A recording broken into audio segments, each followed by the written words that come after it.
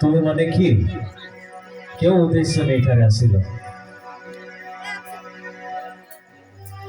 प्रभु आमाने जाकुबंकर सन्तान पूर्वरु आमाने आसिथिलु तुम आम प्रति दया करो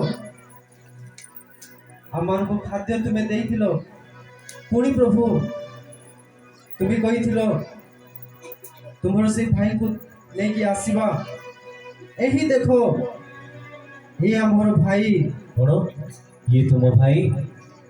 आस मो पाखक आस। तुम्हें कौन एमानक भाई?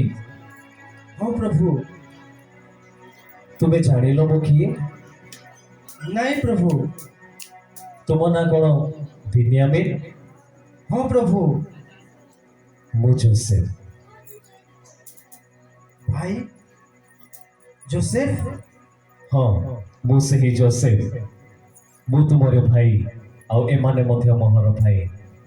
एमानकु मते हेले ज्ञात नाही माने जानि नाहांती जे मु किए ओटे। चलो सेमानकु पाखरे जिबा आउ निज परिचय देबा।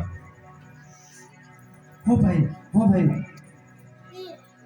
तुम्हें माने कौन मते चिन्हिल नाही? नहीं प्रभु आमार को क्षमा करो आमे तुमको जानी पारलो नहीं। मु होची तुमर सेही भाई जो भाई को तुम्हें से गातरे फोपाड़ी देइथिलो, जो भाई को तुम्हें बाहर करी विक्रय कर देइथिलो। दासत्व अवस्था रे मु विश्वर देश रे अनेक वर्ष जाए प्रभुकर अनुग्रह रे रहिली। से ईश्वर आशीर्वाद अनुग्रह मो उपरे पड़तिला। पुणी देखो आज समग्र देशर प्रधानमंत्री भाव में प्रभु मते नियुक्ति दी अछंती। से महान प्रभु कर योजना पथ मध्य मते रखी अछंती। आउ ताहांक ठारे विश्वास रखी मु मते प्रभु तुमरी आगरे पठाई अछंती। तेणु से महान परमेश्वर को धन्यवाद हो जे मोहर भाई मान को निकट पुनर्वास साक्षात करबा को देले। जोसेफ जोसेफ भाई भाई आमान को क्षमा करो भाई आमान को क्षमा करो भाई।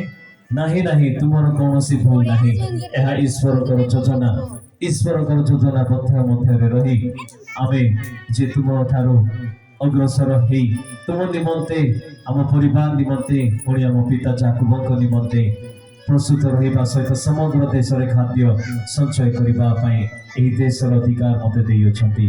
तुमर कौनसी दोष नहीं। आस आमने मिलित भाव में भोजन करबा। चलो भाई हमको क्षमा करो भाई। हाँ प्रभु चलो।